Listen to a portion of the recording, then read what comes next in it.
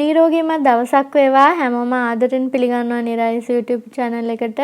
ඉතින් මේ දවස්වල හැමතැනම කැස්ස හෙම්බිරිස්සාව ඒකට සහනයක් වෙන ඖෂධීය පානයක් හදාගන්න විදිහ තමයි වීඩියෝ එකෙන් ඔයාලට අරගෙන ආවේ. කැස්ස කියන්නේ අපිව ගොඩාක් අපහසුතාවයට පත් කරන රෝගයක්. කැස්ස දවසම තිබ්බොත් එහෙම පපුව රිදෙන්න ගන්නවා, ඔළුව කැක්කුම හැදෙනවා. ඉතින් ඒ වගේ දේවල් වලින් වැළකීලා ඉන්න තමයි මේ ඖෂධීය පානය ඔයාලට හඳුන්වලා දෙන්නේ.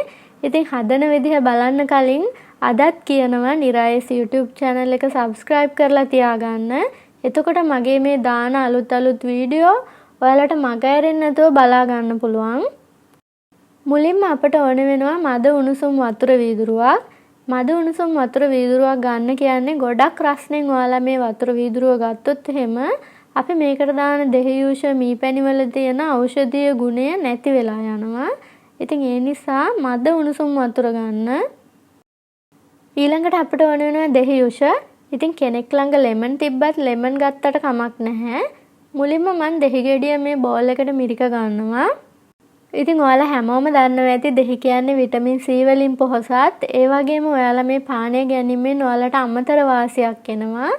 රුධිර නාල තුල අධික ලෙස කොලෙස්ටරෝල් ගොඩනැගීම වළකාලීමට මේ දෙහි වලට පුළුවන්. ඉතින් ඔයා දෙහියුෂ නිතර ගැනීමෙන් ඔයාට පුළුවන් ආඝාත රෝග වලින් වළකින්න, ඒ වගේම හෘද රෝග වැළඳීමේ සම්භාවිතාව අවම කරගන්න. ඇට ටික මං අයින් කරගන්නවා. ඒ වගේම තමයි දෙහි කියන්නේ පිපාසය සංසිඳවනවා. ඉතින් හැමෝම දන්නවා හෙම්බිරිසාව කැස්ස තියෙනකොට අධික පිපාසයක් අපට දැනෙනවා. ඉතින් මේ පානය ඔයාලට ඒකටත් හොඳයි. හෙම්බිරිසාව හැදිච්ච කෙනෙක් විතරක් නෙවෙයි, හෙම්බිරිසාවක් උණක් හැදෙන්න කලින් උණත් ඕනම කෙනෙකුට මේ දෙහියුෂ කියන එක පානය කරන්න පුළුවන්. ප්‍රතිශක්ති කරන පද්ධතිය වැඩි දියුණු කරගන්න පුළුවන් විටමින් C අඩංගු නිසා. පොඩි කුරුඳු කෑල්ලක් කඩලා ගන්නවා. ඒ වගේම දැන් මේ අමුද්‍රව්‍ය ටික අපි වංගෙඩියක දාලා කොටා ගන්න ඕනේ. ඊළඟට මම ගන්න ඉඟුරු. ඉඟුරු කියන්නේ ශ්වසන පද්ධතියට ඉතාම හිතකර ඉතා වටිනා ඖෂධීය දෙයක්. ඉතින් ඔයාලට ගෙදර හැදුන ඉඟුරු ගන්න පුළුවන්. ගන්නවා නම් පොත්තත් එක්කම ගන්න. ඒ වගේම කවුරු හරි පිටරටක ඉන්නවා නම් මෙන්න මේ જાතිය ඉඟුරු උනත් කමක් නැහැ. මම දැන් මේ ඉඟුරු ටික මේ විදිහට අරගන්නවා. සුදු ලුණු ටික නම් මම පොත්ත අයින් කරගන්නවා. ඉතින් මේ සුදු ලුණු ඉඟුරු කුරුඳු කියන්නේ ඔයාලට මේවා මේ පානයට එකතු කර ගැනීමෙන් අමතර වාසි රැසක් හම්බ වෙනවා. එක තමයි ඉඟුරු කියන්නේ ඉන්සියුලින් සංවේදීතාව වැඩි කරන ඖෂධයක්. එතකොට සුදු ලුණු කුරුඳු මේ දෙකම ඔයාලට කොලෙස්ටරෝල් දියවැඩියාව කියන ඒවාට ඉතාම හොඳ ඖෂධ.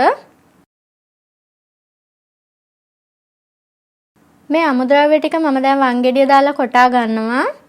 මේ බලන්න මෙන්න මේ වගේ හොඳටම පොඩි වෙනකන් කොටා ගන්න ඕනේ.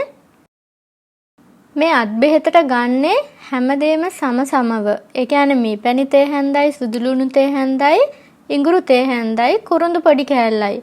එතකොට අපි දෙහියුෂ දාගන්නත් ඕනේ එක තේ හැන්දක්.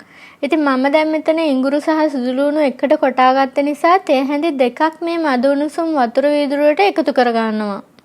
දෙහියුෂයකිනුත් තේ හැඳි එකක් එකතු කරගන්නවා.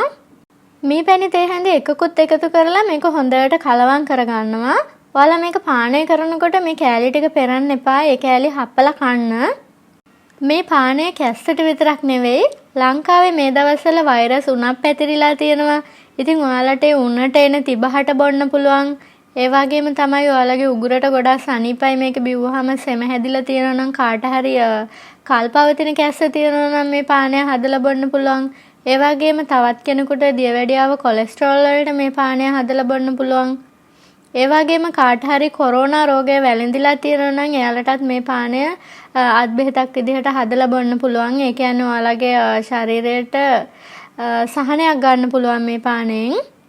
මේ පානය ඔයාලා ගත්තොත් එහෙම උගුරේ සෙම පැටලිලා තියෙන ගතිය ඔක්කොම නැති වෙලා යනවා. ඒ වගේම තමයි ඔයාලගේ නාසය හිර වෙලා තියෙනවා නම් ඒකත් ක්ලියර් වෙලා යනවා.